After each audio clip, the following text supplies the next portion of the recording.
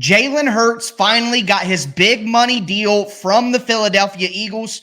Can the Eagles still build a championship team? We're going to discuss that and more on today's edition of the Locked On NFL podcast. Let's roll. You are Locked On NFL, your daily NFL podcast. Part of the Locked On Podcast Network, your team every day.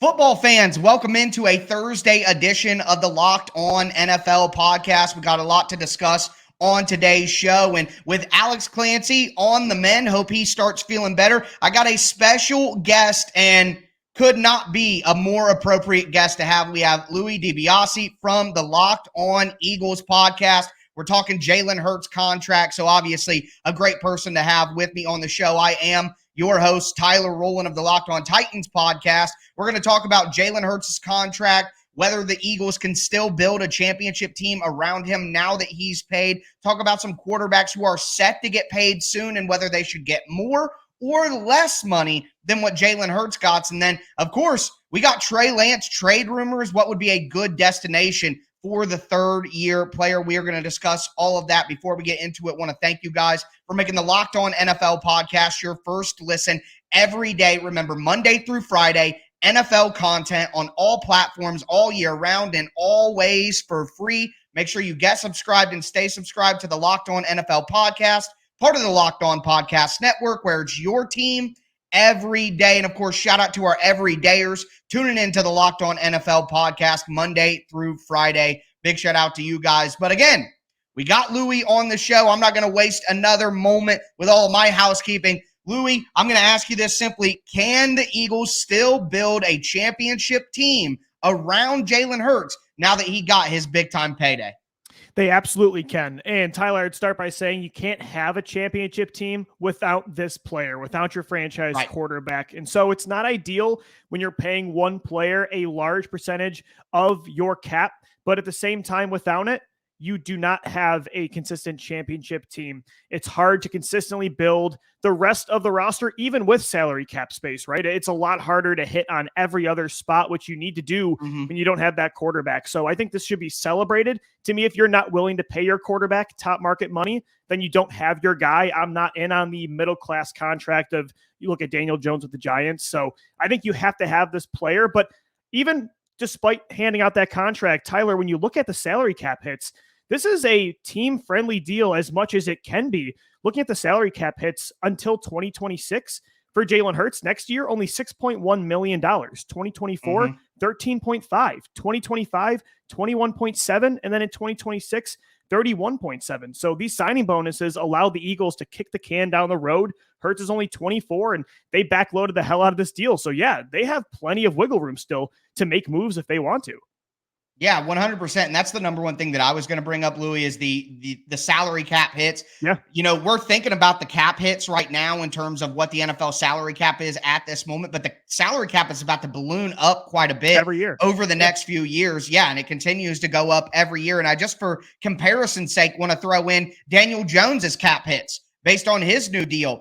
2023, Hurts, $6 million. Daniel Jones, 21. 2024, Hurts, $13 million. Daniel Jones, $45 million. 2025, Hurts, 21. Jones, 39.5. 2026, Hurts, 31. Daniel Jones, $56 million. So you have a far superior player to Daniel Jones, but he is going to hit the salary cap for much more throughout the life of the contract than Jalen Hurts. I also want to throw into the ring, I do cover the Tennessee Titans, if it's not apparent to the YouTube crowd by my background here, but Ryan Tannehill is set to have a $36 million cap hit this year. That is a higher cap hit than Jalen Hurts will have throughout the life of his $250 million deal. I mean, it's just outrageous. But talk about for me just real quick what the Eagles are looking like financially going forward. What are the big financial things they may have to look at now that they've got this taken care of? Yeah, for sure. And, you know, Tyler, eventually they will have to face the music of this cap hit, because when you sign these signing bonuses and these, you know, option bonuses, eventually that cap hit does come. You look at 2027, 2028, the projected cap hits are like 70 million and 80 million. But the thing is, at that point, as you mentioned, the cap goes up and then you can restructure again. At that point, Jalen Hurts still won't even be 30 years old. So they have the flexibility to now, as you mentioned, who are they going to pay next? You look at Devontae Smith, only entering year 3, has 2 more years on that rookie deal when you include the 5th-year option, but they're going to want to get that deal done soon. All-pro left guard Landon Dickerson, also a member of that 2021 class. They're going to want to pay him. You also look at potentially some outside moves. Are they interested in Budda Baker, who requested a trade from the Cardinals? The Eagles lost Chauncey Gardner-Johnson at safety. They might want to add in Budda Baker. Who knows? Devin White might be on the open market at linebacker for the Tampa Bay Buccaneers. So those are some of the moves to keep an eye out for the Eagles internally and on the outside. They do have salary cap space to do it. Howie Roseman has really done a great job of maneuvering the cap over the years to make things flexible. And the good thing is for Jalen Hurts, Tyler, he still gets all of his money. This money is just front loaded and he actually gets it guaranteed right now. So it's a win-win. And Jalen knew that this is the way to help his team contend for Super Bowls. And if anybody's motivated to run it back, it's Jalen after having, I think, the best Super Bowl performance in a loss I've ever seen from an individual player.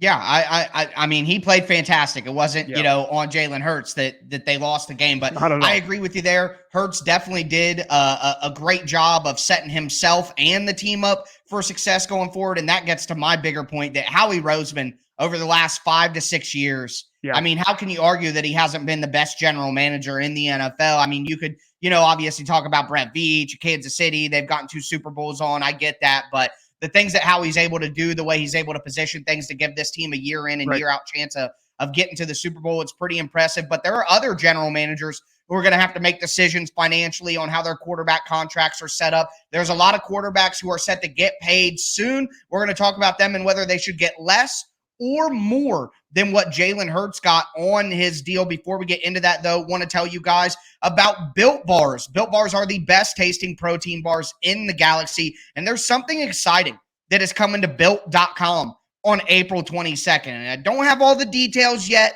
but I'm telling you, the excitement is real, and it's something that you won't want to miss. If you know how Built works, they have the most incredible protein bars in the world, and they do an amazing flavor drop with unreal flavors and limited time quantities all the time. So mark your calendars and head to Built.com on Saturday, April 22nd, to be the first one to discover what all the hype is about. I can't wait to see what this new flavor is. Make sure that you use promo code LOCKEDON15 and you'll get 15% off your order of this brand new delicious flavor at Built.com.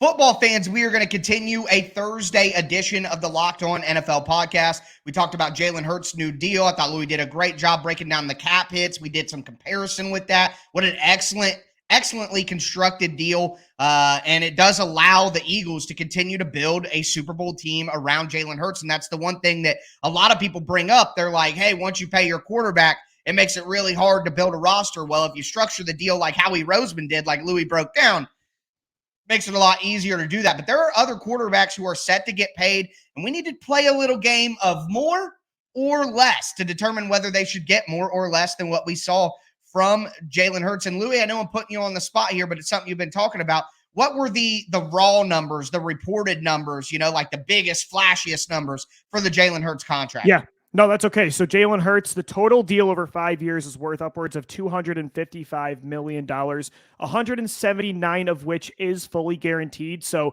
an average per year salary of $51 million. But again, as I mentioned, those cap hits in segment 1, again, 6.1 next year, 13.5, then 21.7, 31.7. It normally never gets up to that 51.3 number. So with Jalen Hurts' contract, it's, I think, again, the best of both worlds, and he definitely reset the market, though. The most money in NFL history handed out to a single player when it comes to that APY.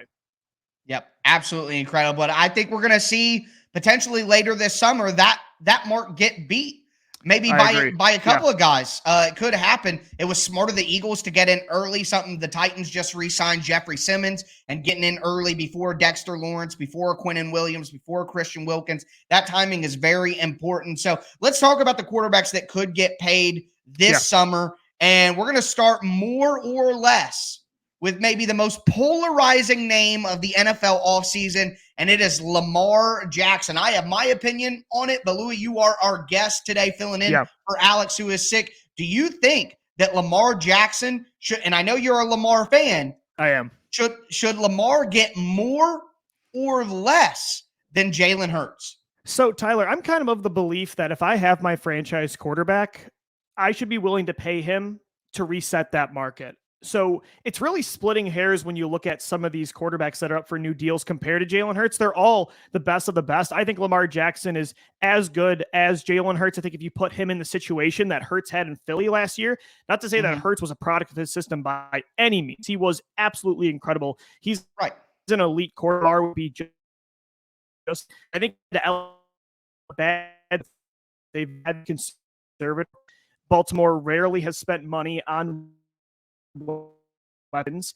I think he's one of those guys that should get that next top dollar. Ian Rappaport said that Baltimore maybe have offered a similar deal to what was structured with Jalen Hurts to Lamar. Maybe now that they re-signed or signed Odell Beckham Jr., he might be more willing to sign that kind of deal that's not fully guaranteed. But Tyler, I think he deserves that top market money just like anybody else in the elite quarterback market. So I'm on Lamar's side. I think he was even right to ask for that fully guaranteed deal, considering what he had to put up with in Baltimore. So I'm team Lamar Jackson. I think he's an elite quarterback, and I think he should absolutely get more.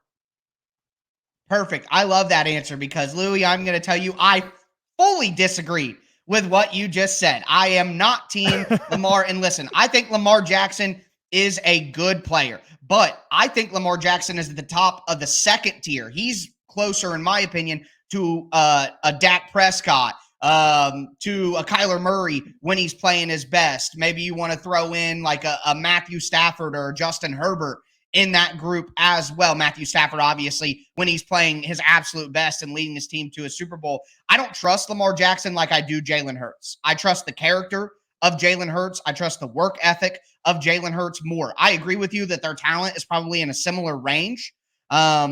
And with that in mind, if the talent is in a similar range, then it comes to, do I trust this guy off the field? I just think that Jalen Hurts is a guy who's going to dedicate himself more to his craft. He's going to take care of his body better. He's going to be available better. He's going to play through injury more. I just trust the football character. Now, I'm not talking about these guys as people off the field. I'm saying football character. I trust Jalen Hurts far more than I trust Lamar Jackson from what I've seen both in their careers. So Lamar at his very best, MVP level, maybe he's a tick better than Jalen Hurts talent-wise, but I don't feel confident in saying that. And when you look at who they are as leaders of a football team, I trust Jalen Hurts far more than I do Lamar Jackson. So if I'm an owner of a football team or I'm a general manager, I feel much more confident giving that money to Jalen Hurts. And if I'm the Ravens, I'm not giving Lamar Jackson any more guaranteed money than Jalen Hurts just got when Jalen Hurts led his team to a Super Bowl. You know, so I personally would be less. And I know Lamar isn't going to accept that. Everybody was online saying, oh, this is great for Lamar. I don't think it's that great for Lamar. I think if you're the Ravens front office, you're looking at Lamar and going, well, Jalen Hurts deserved this money more than you do based on what's happened recently. I'm not going to pay you off an MVP that you won a couple of years ago. So I get what you're saying. I don't think that you're necessarily wrong, but if it were me and I was the GM, I'd be more comfortable with giving that money to Hurts than I would Lamar.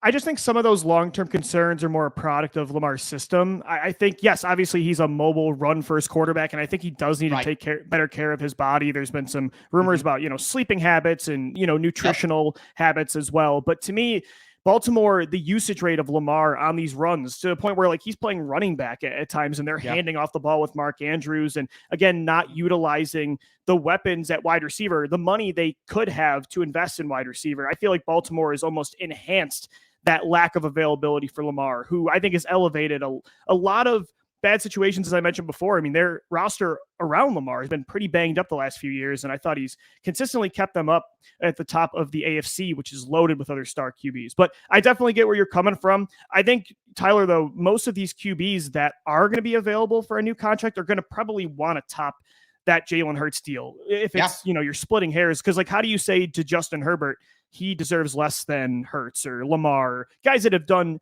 similar things in their career? Well, that's a great segue into the next one. Yeah. We'll hit this one real quick and then get to the last one. But Justin Herbert, for me, that's a less. How could Justin Herbert possibly go to the table and argue that he deserves more money than Jalen Hurts? He can't. And not after that playoff collapse, too. And kind of like Lamar, I do sympathize with Justin Herbert. I think his situation's been tough. Very injury-prone receivers and Keenan Allen and Mike Williams. I'm not a big Brandon Staley guy at head coach. I feel like he could have a much better offensive system. But at the same time, he doesn't have a playoff win. He doesn't have the resume yet of Jalen Hurts. And I don't think he had the consistency yet of a Hurts MVP campaign of 2022. So I'm with you. I would say less. Right. It'll be curious to see what happens. And maybe the Chargers want to wait and see what Herbert does this year with Kellen Moore. Because maybe that offensive system issue could be fixed. And back to Lamar, now he's got Odell Beckham in there, Rashad Bateman. Maybe they draft a wide receiver. We talked during the Locked On NFL mock draft that will come out here in just a couple of days for you guys and be on this feed right here. So get ready for that. But I was a big proponent of saying, good, get Odell, get wide receivers in there, because you say that Lamar has been hampered maybe by his surrounding cast. I think maybe it's a little bit of a catch-22 situation where maybe Lamar, the way that Lamar needs to play to be successful, it is the way that they've used him, and that's not like a detriment, but we're going to find the answers. Right, this is the way to two find ways out. To see. Yes. But the last guy that we're going to talk about here in more or less is Joe Burrow. And I know that Jalen Hurts went to a Super Bowl, but I'm sorry, watching those guys, I think Joe Burrow is a better football player than Jalen Hurts, and I would give Joe Burrow more. If there's one guy this summer that gets more, I think Burrow is the guy that deserves it. No, Tyler, it's hard to argue. Joe Burrow went to a Super Bowl 2 years ago, has beaten Patrick Mahomes and Josh Allen consistently in the postseason. With a terrible offensive line. Yeah, he's a top 4, potentially top 3 quarterback in the league. So, again, these guys are all, I think, in maybe the same tier. If not, they're very close and you're splitting hairs. But I'm with you. I think Joe Burrow deserves more. I think Burrow will be the next guy to reset the market. Yeah, I'm with you there. So, excellent segment. Louie, great knowledge. I love that Lamar Jackson perspective, given a balance here. That's absolutely perfect. That's what Since he was a freshman at Louisville, man, I've been a Lamar rider. There you go. Hey, I love that loyalty. I love seeing that. And those are two very legitimate, very valid sides of the discussion on Lamar. So I'm glad that we were able to accurately represent those. But we're going to move forward here and talk about another quarterback who hasn't had anywhere near the success of the quarterbacks that we've talked about so far, and it's Trey Lance. Will he be traded? Sounds like that could happen pretty soon. We're going to discuss where he could end up in just a moment. You are Locked On NFL.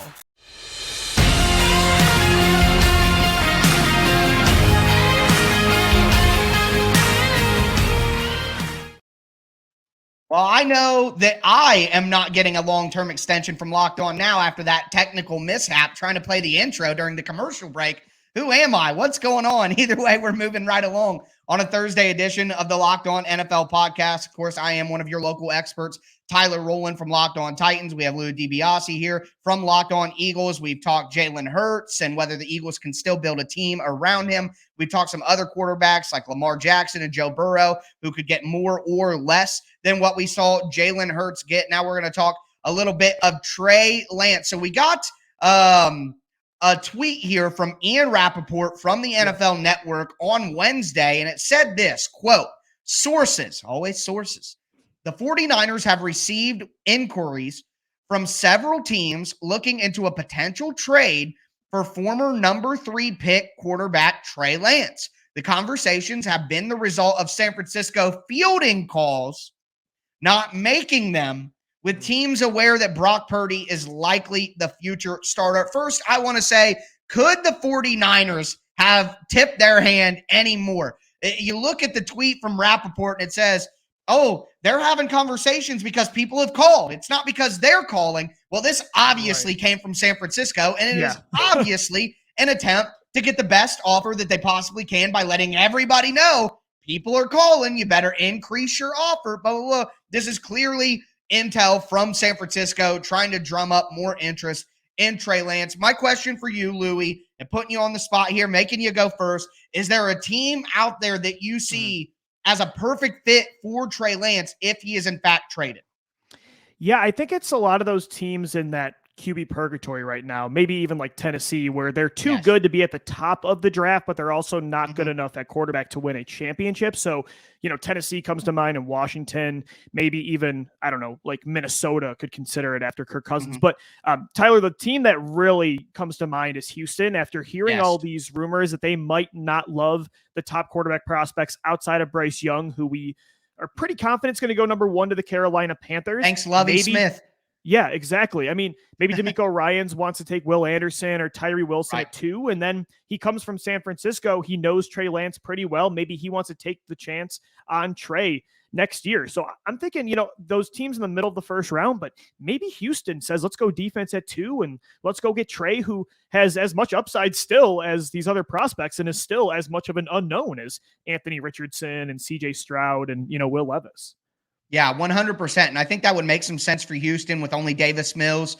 And if things go poorly for Houston, they might be right back up at the top of the draft next year and be able to consider a quarterback. So I think they're going to be able to find a deal that isn't so expensive that Houston feels like they have to give the reins to Trey Lance and see what he does. But I think that does make sense. The NFL is a connection industry. I mean, honestly, if we talk about life in general, it's all about networking and connections and who you know and this and that. That's just how life is, quite frankly. But I think for Houston, that would make a ton of sense for them because if they do, I think one of the big things that hasn't been talked about, and it's been talked about a little bit, but it's starting to come up a little bit more, is CJ Stroud has the same agent that Deshaun Watson did. Yeah. And it may be more about not wanting to deal with that guy than it is about them disliking CJ Stroud. But if they're on the fence about Stroud whatsoever, and then you add in that agent situation, that would be enough to say, okay, we're probably going to pass. But I think Houston does make a lot of sense with the D'Amico Ryans connection there and Houston situation. They have a ton of draft picks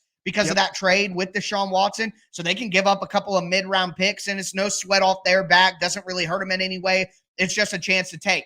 The other good option, you mentioned it at the front, I do think Tennessee does make sense. Rand Carthon is the Titans' new general manager. He came from San Francisco and was very involved in that trade up to get Trey Lance. Trey Lance, infamously, if you're a Titans fan, or famously, however you want to put it, when Rand Carthon was hired by the Titans, Trey Lance posted on Instagram with the cross your fingers emojis, which some people took like he wanted to follow Rand to Tennessee. The difference between Houston and Tennessee, though, for me is the Titans only have 6 picks in this draft.